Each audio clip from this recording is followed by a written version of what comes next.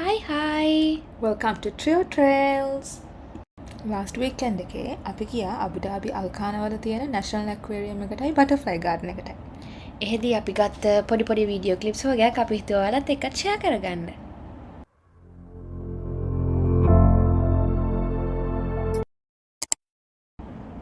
First we started with the Butterfly Garden. අපි ගිය දවසේ නම් හොඳටම වැස්ස. ඒ නිසා butterflies ටිකක් නිදිමත වේද කොහෙද හිටියේ. ඔයාලා යනවා නම් හොඳට අවුව තියෙන දවසක ගියොත් තමයි හොඳ. එතන බටර්ෆ්ලයිස්ලා විතරක් නෙමේ. මාළු, ස්ලොත්ලා, තව ඉන්සෙක්ට්ස්ත් ගොඩක් හිටියා. මෙතනට එන්න ටිකට්ස් ගන්න ඕන නැෂනල් ඇක්වේරියම් එකෙන්.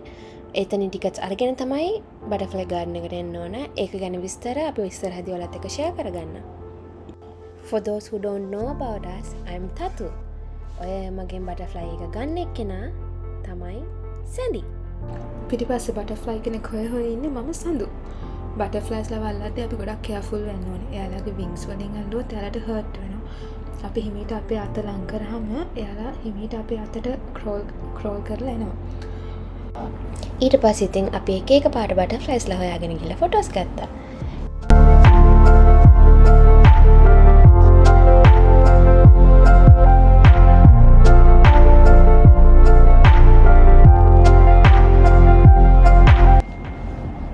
butterflies ලා බිමත් ඉන්නවා. අපි ඇවිදිද්දි පරිස්සමෙන් ඇවිදින්න ඕනේ සමහරට පය ගෙන්නත් පුළුවන්. එයාලා ඇවිල්ලා අපේ ඇඟේ වහනවා, කොණ්ඩේ වහනවා. ඒක හරි ලස්සන එක්ස්පීරියන්ස් එකක්.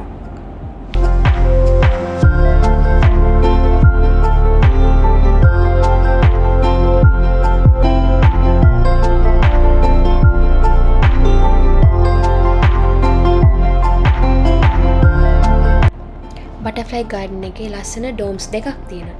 ඒකේ මේ ලස්සන නිල් පාට බටර්ෆ්ලයිස් බලා ගන්න පුළුවන් දෙවෙනි ඩෝම් එකේ. ඒකේ පොණ්ඩ එකක් තිබ්බා. ඒකේ හිටියා කිඹුල්ලු වගේක්. අපි හිතුවේ ඒවා ලී වලින් කපපුවායි කියලා.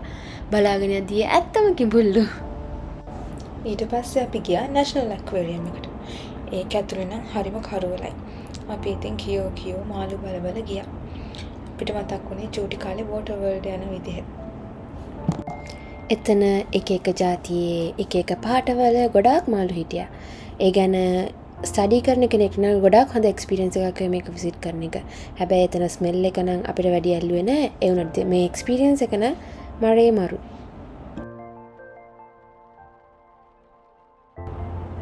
ඒකේ එක areas වලට වෙන් කරලා තිබ්බා. ඉස්සල්ලාම තියෙන්නේ Treasures of the UAE කියලා area එකක්.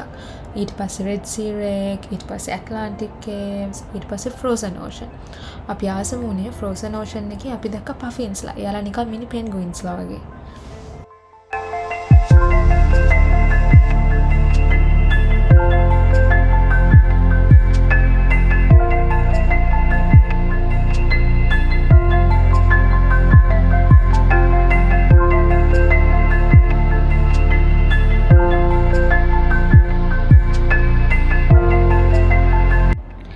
ඩාක් ඒරියා එකක ඉඳලා ෆ්‍රෝසන් ඕෂන් එකට එන්ට වෙද්දී අපිට දැන මාර වව් ෆීලිං එක.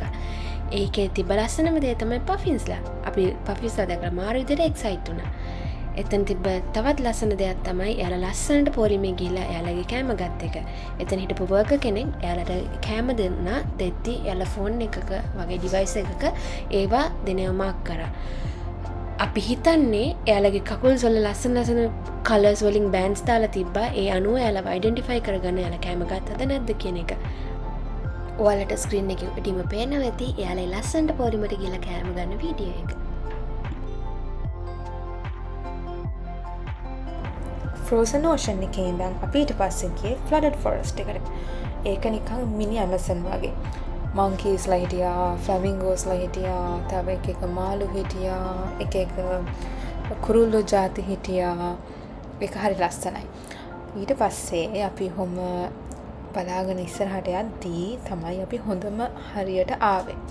අපි දැක්කා painting area එකක් තියෙනවා. අපි ගිහිල්ලා screens වලින් අපි කැමති animals ලාව select කරලා එයාලව paint කරන්න ගත්තා. හොඳම part එක නෙමෙයි. අපි මේ paint කරන animal ව paint කරලා ඉරුණා display වෙනවා ලොකු screen එක අපේ නමත් එක්ක.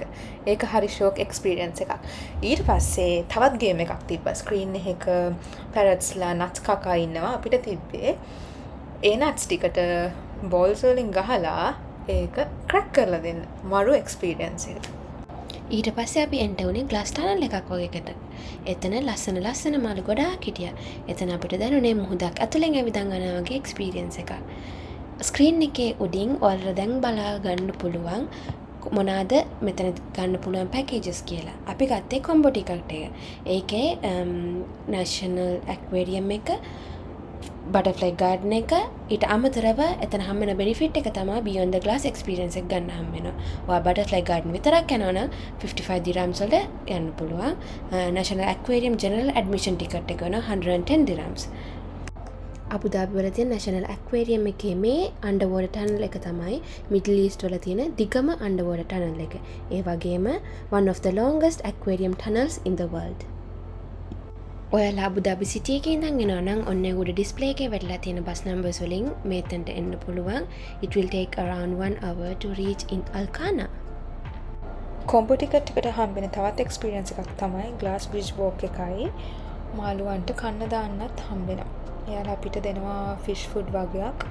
අපිට ඒවා දාහලා ෆොටෝස් අරගෙන වීඩියෝස් අරගෙන ඒ එක්ස්පීරියන්ස් එකත් එතනින්ම ගන්න පුළුවන්. ග්ලාස් බ්‍රිජ් එකවට අපි එක්කගෙන යන්නේ ටුවර් ගයිඩ් කෙනෙක්. ඒ යන අතරතුර එයාලා අපිට එක්ස්ප්ලেইন කරනවා මේ සී ඇනිමල්ස් ව රෙස්කියු කරන විදිහ, එතකොට ඒ සමහර ලෙඩ සත්තුන්ට බෙහෙත් කරන විදිහ, එතකොට මේ ඇක්වේරියම් එකේ ඉන්න සත්තුන්ට කෑම හදන විදිහ, ඒ හැමදේම එක්ස්ප්ලেইন කරනවා. ඒක හොඳ එක්ස්පීරියන්ස් එකක්. Thanks for watching. See you again in another video. Bye bye.